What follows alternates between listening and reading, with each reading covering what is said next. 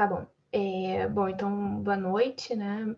Eu sou a Natália e eu vou apresentar meu trabalho sobre comparação entre metodologias de análise de incêndio. Passando um pouquinho os pontos que eu vou apresentar aqui hoje, eu vou fazer uma introdução, né?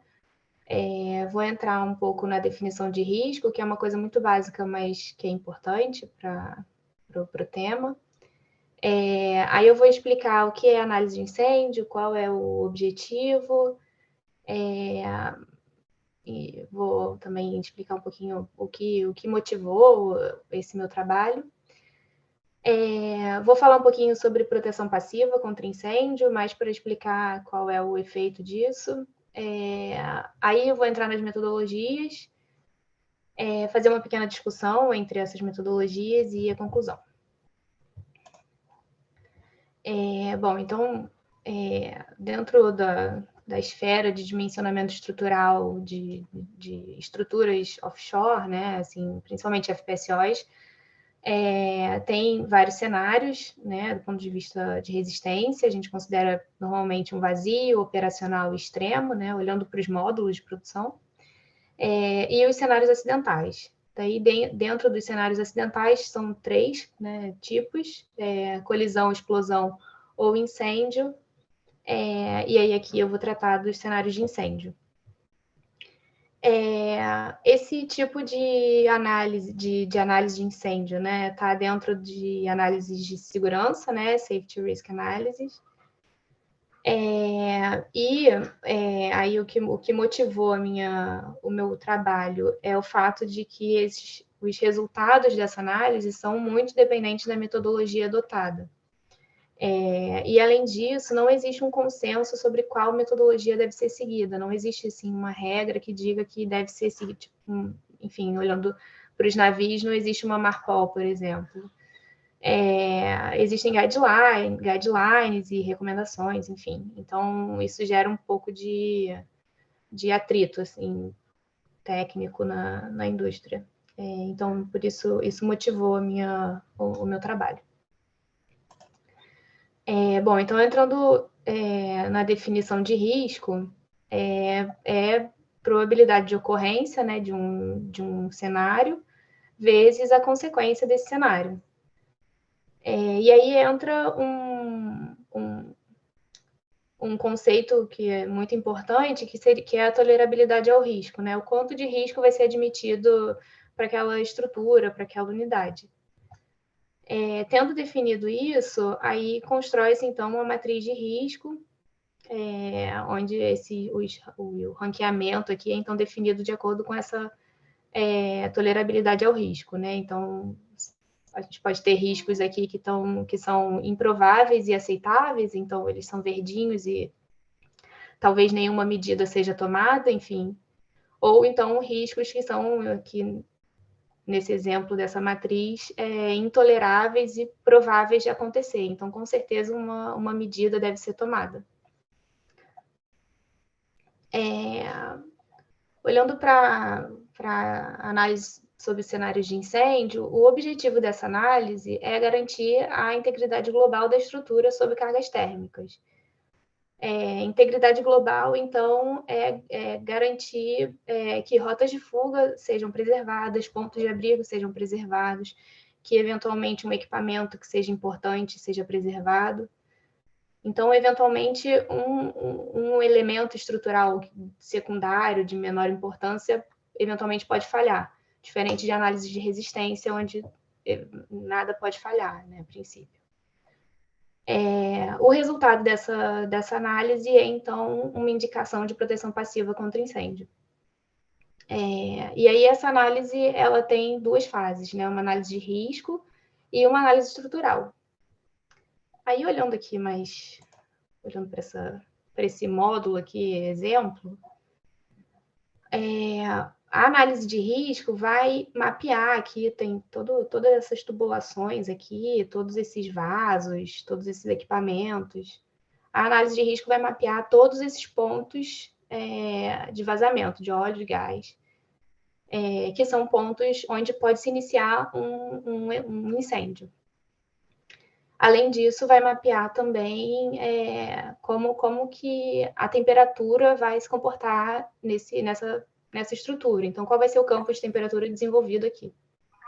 A análise estrutural vai entrar, então, para avaliar, tendo tido uma carga térmica, qual é o comportamento estrutural desse módulo. Então, olhando um fluxograma de atividades, assim, né, macro dessa análise, tem, então, a primeira análise de incêndio, que vai mapear os cenários e vai gerar as cargas térmicas. Aqui entra a análise em CFD, inclusive. Tendo passado por isso, entra a análise estrutural, que vai aplicar as cargas térmicas na estrutura. E aí a grande pergunta é se a estrutura suporta o carregamento térmico. Se sim, então nada é feito, é o fim da análise, enfim, o módulo pode operar sem nenhuma alteração. Se não, aí é a aplicação de proteção passiva e essa estrutura tem que ser avaliada novamente, até que nenhum elemento falhe, ou seja, até que essa estrutura suporte todo o carregamento térmico.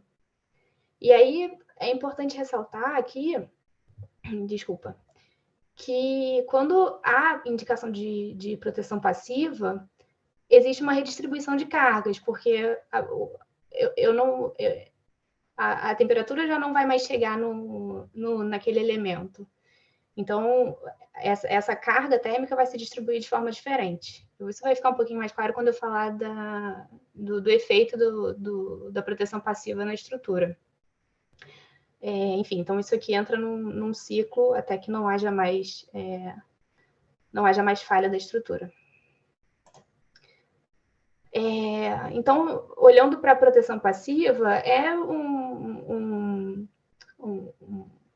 como se fosse uma pintura, enfim, um coating que é aplicado na superfície dos perfis estruturais. E aí o efeito disso é que esses elementos aqui, eles não sentem mais a carga diretamente do incêndio. Ou seja, eles não vão nem sentir nem transferir para os elementos adjacentes aqui essa carga. Então, olhando aqui isso aqui é um exemplo de time step, né, de análise de uma estrutura de módulo de produção. Aqui dá para ver que aqui vai aquecendo, né? Se esses elementos aqui estão protegidos, eu vou continuar aqui com esse carinha aqui, todo mundo azulzinho, né? Ninguém vai sentir a temperatura. Aí aqui nesse gráfico dá para ver bem isso, assim, né?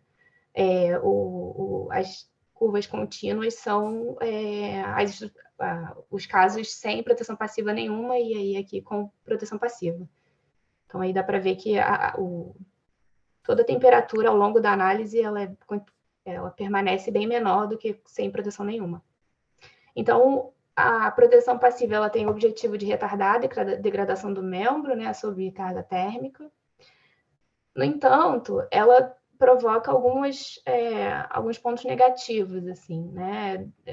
Gera impossibilidade de inspeção. Então, essa junta aqui, por exemplo, que pode ser crítico para a fadiga, por exemplo, vai ser um ponto que eu vou ter muita dificuldade de inspecionar, a não ser que eu tire, né, essa camada protetora.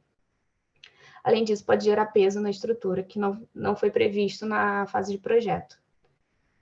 E aí, só para lembrar que a proteção passiva funciona por um tempo limitado, né? Não é infinito. Ela funciona por 15 minutos, 30 minutos, enfim, depende do tipo de proteção, para garantir só que aquele incêndio seja cortado, que as pessoas que eventualmente estão ali consigam evacuar, enfim, válvulas sejam abertas e fechadas para conseguir garantir a manobra do gás ou do óleo que está ali circulando e provocando aquele incêndio.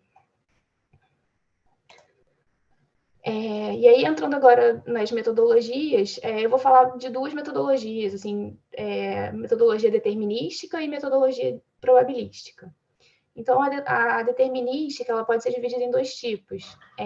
Uma baseada em temperatura, e aí, quando a gente olha um módulo, no exemplo do módulo, são várias tubulações, vários pontos de vazamento, então vou ter vários cenários de incêndio.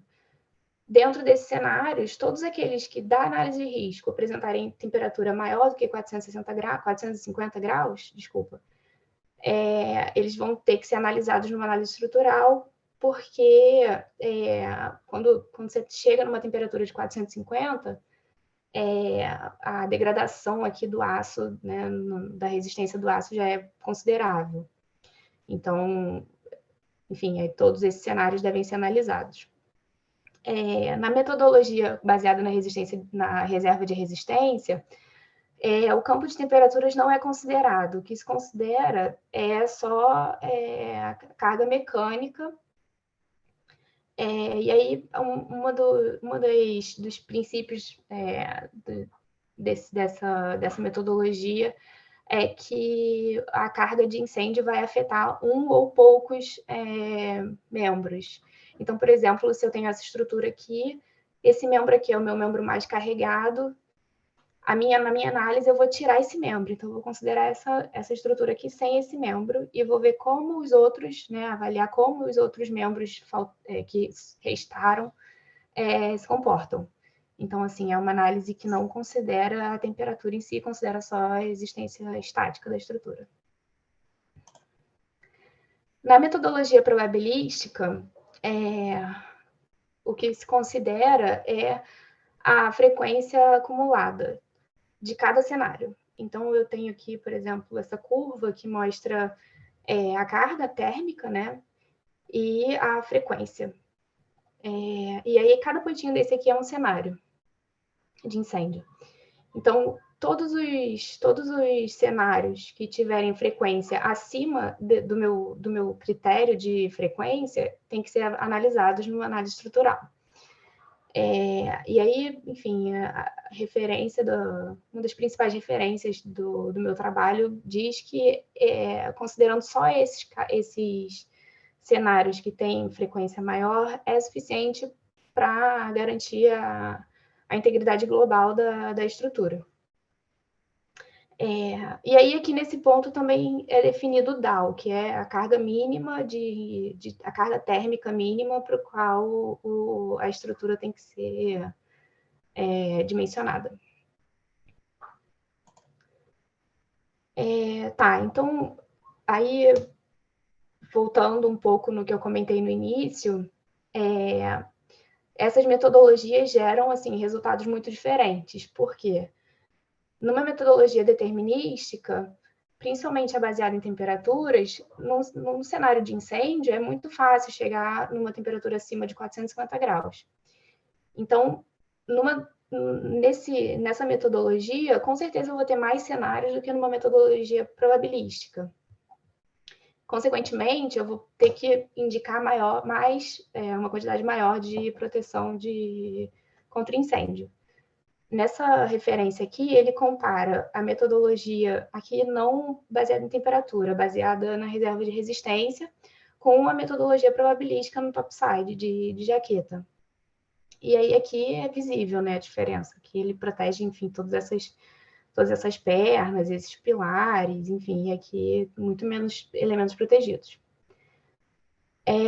Na empresa que eu trabalho, a gente fez uma análise de sensibilidade, e aí a diferença que a gente encontrou entre a análise probabilística e a análise baseada em temperatura foi de 249%.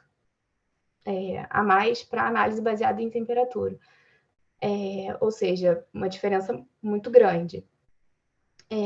Eu queria só deixar claro assim, que o número aqui não é muito importante, assim, né? O que importa é que a diferença é grande, porque esse número, como a gente olha aqui a integridade global, a rigidez global, né? Como todos esses elementos trabalham juntos, é muito importante. Então, isso pode variar de estrutura para estrutura, mas, assim, a diferença é muito grande na maioria dos casos, assim, em todos os casos que eu vi, pelo menos. E aí, a partir disso, foram, né, alguns métodos de otimização para a metodologia determinística foram adotados. Um deles é a proteção em etapas. Então, eu tenho um cenário de incêndio, essa análise é feita no domínio do tempo, né? Então, o tempo vai passando, o incêndio vai acontecendo na estrutura, falhou um elemento, protege o elemento. Ao invés de... E aí, continua a análise, falhou outro elemento, protege ele. Fazer isso, né, em etapas, ao invés de rodar uma análise inteira e, no final, proteger todos os elementos que falham. Porque, muitas vezes, um elemento ele falha e começa a comprimir os outros. Então, eles não falham necessariamente por causa da temperatura, mas eles falham por um efeito mecânico. Assim, né, influenciados também pela temperatura, mas por um efeito mecânico. Um outro método de otimização foi considerar a frequência anual total de ocorrência. Então, os cenários são todos ranqueados, né? O que tem maior frequência para o menor, e considerando o primeiro da lista, né? O que tem o mais crítico, a análise é rodada e se protege aqueles elementos que falharam. Então, a frequência de ocorrência de falha, né, é reduzida a zero. E aí isso é feito, né, por ordem decrescente até que a soma dessas probabilidades seja atenda ao critério. Bom, então, concluindo a apresentação,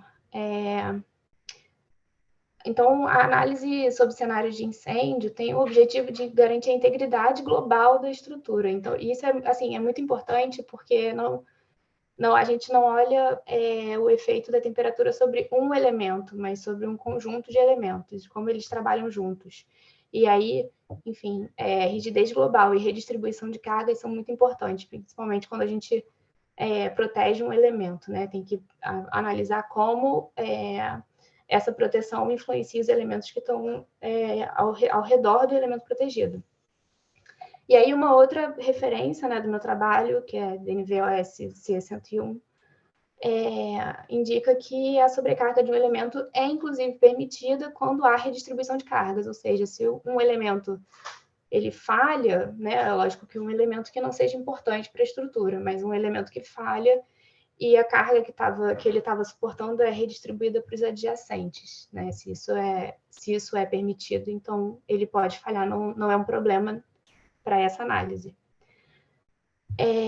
Além disso, e aí também muito importante, a gente está falando de cenários acidentais. E aí a tolerabilidade ao risco tem uma importância muito grande, porque a gente tem que considerar que não é um cenário que deve acontecer, né? Eu acho que pode acontecer, mas que não deve acontecer, que a gente tem camadas de proteção, né, na estrutura, a gente tem um alerta, um sinal, enfim, né, instalados na unidade para alertar sobre vazamentos, queda de pressão, enfim. Além disso, devem existir dispositivos e medidas mitigadoras, né?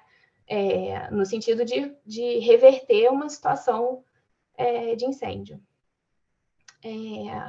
E aí, falando um pouco sobre o PFP de novo, sobre a proteção passiva, ela traz a impossibilidade de inspeção, aumento de peso, e aí eu adicionei ainda aqui mais um ponto, enfim, que causa um certo desconforto, né? Que seria o aumento de custo. E aí, eu trabalho com consultoria e a gente vê muito os operadores querendo reduzir a aplicação de proteção passiva também por causa do custo, principalmente por causa do custo, eu diria. Então, tudo isso leva a análise a ter uma dependência muito grande da metodologia e, além disso, de uma avaliação de engenharia assim, crítica, né, para definir o que é um elemento importante, o que não é tão importante e o que deve ser protegido. Obrigada.